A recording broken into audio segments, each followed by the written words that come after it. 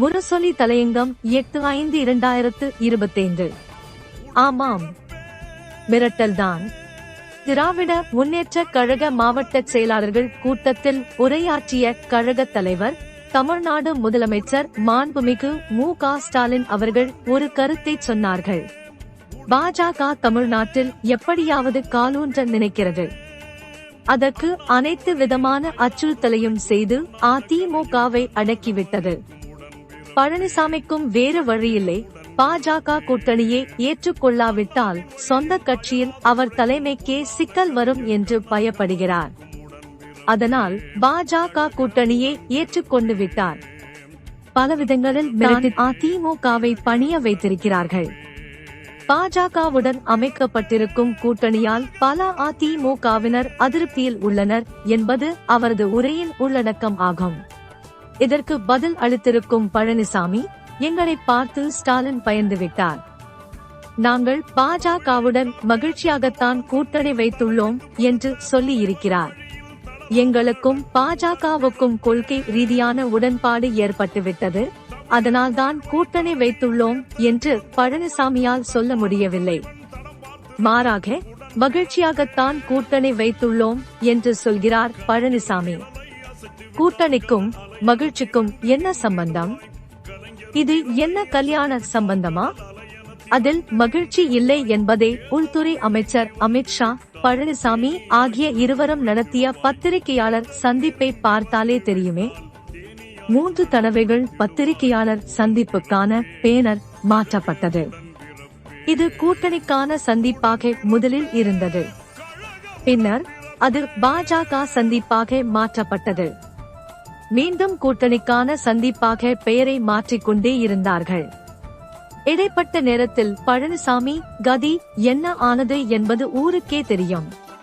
அந்த பத்திரிகையாளர் சந்திப்பில் பழனிசாமியே அமித்ஷா பேசவிடவில்லை. எல்லா விமான நிலைய வாசல்களிலும் வாய்க்கொம்பு சுற்றும் பழனிசாமி அடக்கமாக கை கட்டி அன்று உட்கார்ந்து இருந்தார். அவரை ஒரு மரியாதைக்கு கூட கூட்டணியை உருவாக்கி இருக்கிறோம் என்று சொல்ல அமித்ஷா அனுமதிக்கவில்லை. தான் சொல்ல வந்ததை சொல்லிவிட்டு அமித்ஷா கிளம்பினார். எங்களுக்கு கட்சி நடத்த தெரியும், நாங்கள் கட்சி நடத்திக் கொள்கிறோம், தேவையில்லாத கேள்வி கேட்கக்கூடாது என்று நிருபர்களை எச்சரித்துவிட்டு விருட்டென்று வெளியேறினார் அமித்ஷா. கூட்டணி உருவானால் இருவரும் இணைந்து கை தூக்க வேண்டும் என்று சொல்லி அமித்ஷாவை அழைத்து வந்தார்கள். அதன் பிறகுதான் வேண்டா வெறுப்புடன் பழனிசாமியுடன் கை தூக்கினார். இவை அனைத்தும் ரகசியங்கள் அல்ல, ஊடகங்களில் மக்கள் பார்த்தவைதான், ஊடகங்களில் இன்றும் இருப்பவைதான். சென்னைக்கு அமித்ஷா வருவதற்கு முன்னால் டெல்லிக்கு சென்றார் பழனிசாமி. மகிழ்ச்சியான சந்திப்பாக இருக்குமானால் சென்னை விமான நிலையத்திலும் டெல்லி விமான நிலையத்திலும் சொல்லிவிட்டே போயிருக்கலாம், தவறில்லை. பாஜகவுடன் கூட்டணி பேசப் போகிறேன், உள்துறை அமைச்சரை சந்திக்கப் போகிறேன் என்று சொல்வது குற்றச் செயலும் ஆகாது. ஆனால் பழனிசாமியால் சொல்ல முடியவில்லை. 3 வாகனங்கள் மாறிப்போய் அமித்ஷாவை பார்க்கும் அளவுக்கு அது தவறான செயலும் அல்ல. நான் அதிமுக அலுவலகத்தை பார்க்க வந்தேன் என்று சொல்லிவிட்டு அமித்ஷாவை பார்க்க போனதுதான் மர்மத்தின் தொடக்கம் ஆகும். அதுவரை என்ன சொல்லிக் கொண்டிருந்தார் பழனிசாமி? பாஜகவுடன் கூட்டணி இல்லை என்று சொல்லி வந்தார். பாஜகவின் கையெழுத்து இயக்கத்தில் கையெழுத்து போட்ட முன்னாள் MLA-வை கட்சியை விட்டு நீக்கினார். அண்ணாமலைக்கு என்ன தெரியும் என்று கேட்டார். 2026ஆம் ஆண்டு மட்டுமல்ல, 2031ஆம் ஆண்டும் பாஜகவுடன் கூட்டணி இல்லை என்று சொன்னார். பாஜகவுடன் சேர்ந்ததால்தான் தோற்றோம் என்று அதிமுக முன்னாள் அமைச்சர் ஜெயக்குமார் ஒப்புதல் வாக்கு மூலம் கொடுத்தார். அதையே பலரும் வழிமொழிந்து கொண்டிருந்தார்கள்.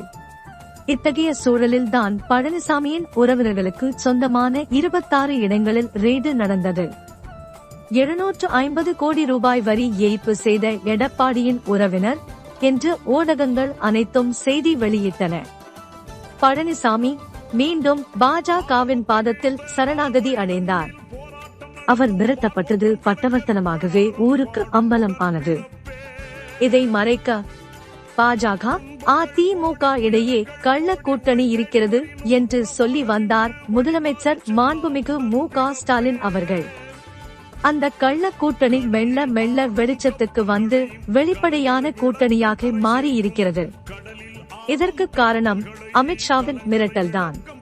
ஏனென்றால் இந்தியாவிலேயே தமிழகத்தில்தான் அதிகம் ஊழல் நடக்கிறது என்று பழனிசாமி முதலமைச்சராக இருந்த போது ஜூலை 9, 2019 அன்று சொன்னவர் அமித்ஷா. இன்று அவர் எப்படி பழனிசாமியுடன் கைகோர்த்தார்? பாஜக தனியாக நின்றால் டெபாசிட் கூட கிடைக்காது என்பதை அமித்ஷா அறிவார். தன்னை காக்க பழனிசாமியும் தனது கட்சி காக்க அமித்ஷாவும் அமைத்துள்ள சுயநல ஊழல் கூட்டணிதான் அதிமுக பாஜக கூட்டணி ஆகும். கழகத்தை காக்கும் கண்மணியை கலைஞரின் விளக்கம் வழி நடத்தும் உடன்பிறப்பே, கழக உடன்பிறப்பே, உடன்பிறப்பே.